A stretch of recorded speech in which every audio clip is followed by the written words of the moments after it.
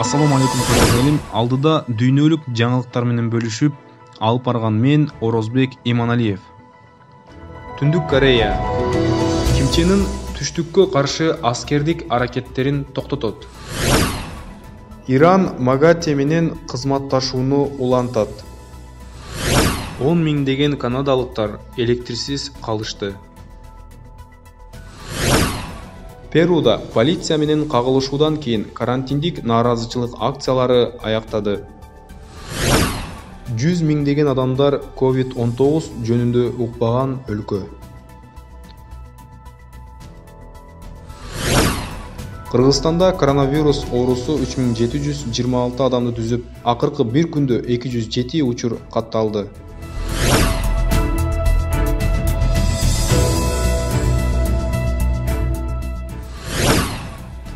Түндүк Корея Түштүк Кореяга каршы аскердик аракеттер планын токтотту деп маалымдайт мамлекеттик маалымат каражаттары. Акыркы жумаларда Түндүк Кореянын чек арадан Түштүк Кореяга каршы билдирүүлөрү бар баракчаларды жөнөтүүнү пландап жаткандыгына байланыштуу ачууланган риторикалардын көбөйүп бараткандыгы байкалды. Өткөн жумада Түндүк биргелешкен байланыш бөлүмүн жардырып, чек ара аймагына аскерлер жиберебиз деп коркуткан. Бирок лидер Ким Чен Ын төрагалык кылган жыйында мамлекеттик маалымат каражаттары аскери аракеттерди токтото туруу чечимине келгенин билдиришти. Борбордук аскердик комиссия өкүм сүргөн кырдаалды эске алгандан кийин чечим кабыл алды. Пхеньян айткандай, Сеулдун чек арадан режимге каршы баракчалары бар шаарларды калкып жүргөн активисттерди токтото албагандыгы. Маалымат булагы BBC. Тегеран МАГАТЭ менен кызматташууну улантат. Бирок уюмдун өзөктүк куралдарга кирүү боюнча чечимине карабастан, буга жооп болушу мүмкүн, деди Иран президенти Хасан Рухани. Биз каалаган убакта жооп берүү биз үчүн оңой, бирок биз МАГАТЭ менен кызматташууга ар дайым ишенип келгенбиз. Бүгүн биз дагы ушул принципти сактайбыз, деди Рухани.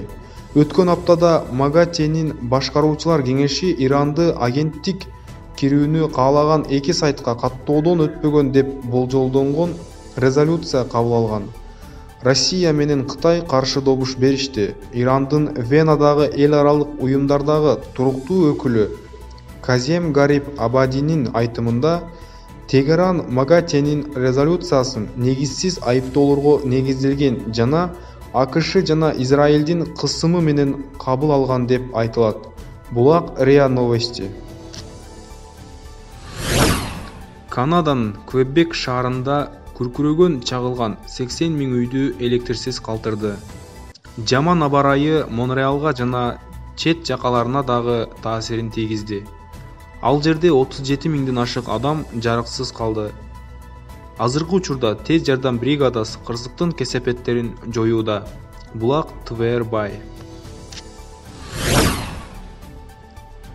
Перунун борбору Лима шаарында нааразычылык митинги полиция менен кагылышуу менен аяктап, кеминде 30 адам кармалган. Укук коргоо органдарынын кызматкерлери элди таратуу үчүн көздөн жаш агызуучу газ колдонушкан. Эл пандемия учурунда бийликтен каржылык жардам талап кылып, шаардын көчөлөрүнө чыгышты. Жүздөгөн адамдар карантиндик чаралардын улам жумушсуз калышты. Алардын көпчүлүгүнүн өзлөрүн жана үй бүлөлөрүн багууга мүмкүнчүлүгү жок. Акыркы маалыматтар боюнча Перуда COVID-19 инфекциясынын 260 миңден ашуун учуру тастыкталды. 8 миңден ашуун адам өлдү. Булак ТВР Бай.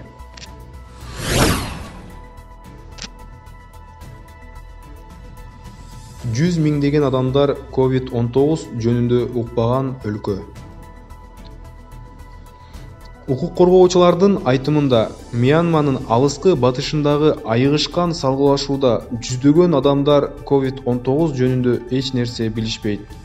Былтыр июнда мамлекеттик кеңешчи Аунг Сан Су Чужи жетектеген Мьянма өкмөтү Мьянманын аскерлери менен козголоңчулардын кагылышуусун күчөтүп жатат деп чоочулагандыктан бул аймакта жайгашкан 9 шаарга интернетти үзүп салган.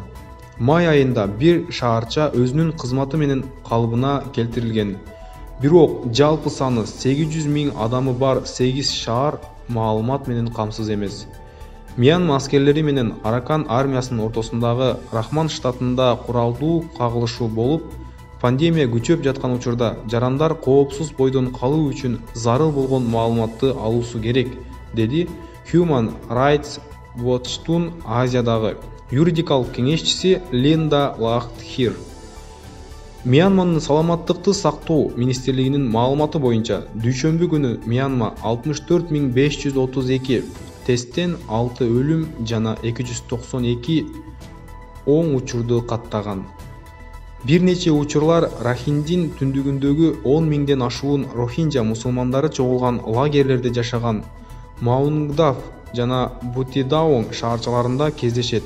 Көпчүлүгү 2018 жылы Рохингя көтөрүлүшчүлөрүнө каршы куралдуу күчтөр тарабынан башталган тазалоо операциясынан качып кетишкен. Бирок Улуттар уюму Мьянма армиясына Рохинджа мусулмандарына жасалган мыкаачылык үчүн геноцид жасагандыгы үчүн эл аралык сотко кайрылууга чакырган.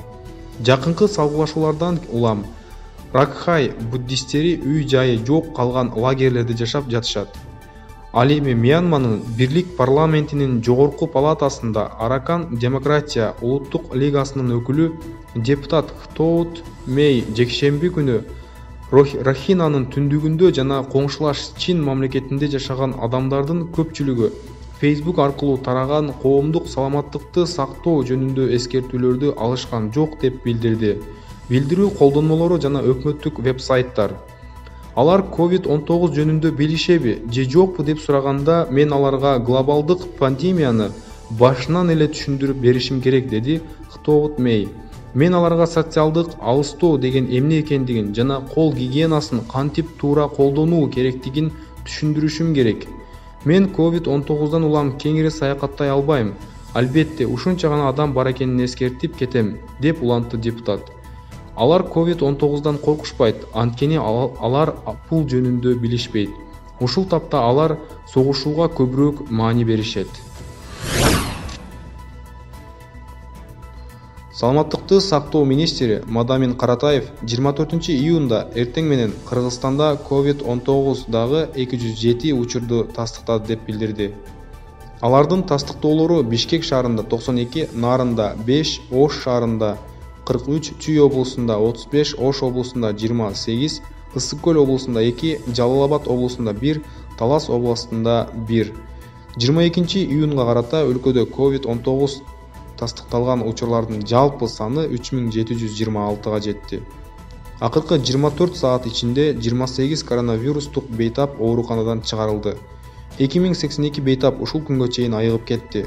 Кыргызстанда коронавирус менен ооруган дагы бир бейтап каза болду.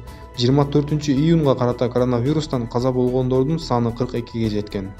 Улак Акипресс.